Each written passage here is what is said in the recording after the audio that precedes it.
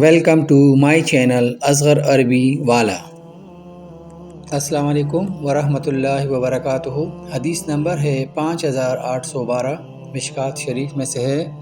حضرت ابو ہریرہ رضی اللہ تعالی عنہ بیان کرتے ہیں، رسول اللہ صلی اللہ علیہ وآلہ وسلم سے عرض کیا گیا، اللہ کے رسول مشرکوں کے لیے بد دعا فرمائیں۔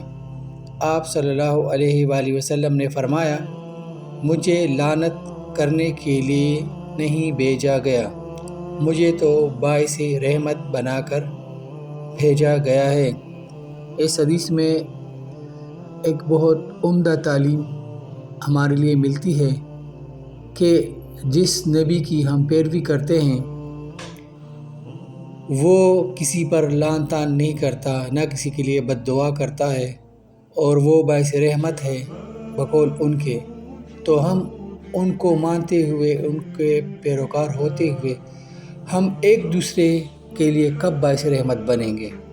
ہم ایک دوسرے کے لیے کب بد دعائیں دینا بند کریں گے؟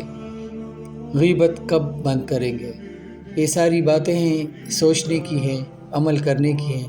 اللہ تعالیٰ سے دعا ہے کہ وہ مجھے اور آپ کو اس حدیث پر عمل کرنے کی توفیق عطا فرمائے۔ آمین ثم آمین۔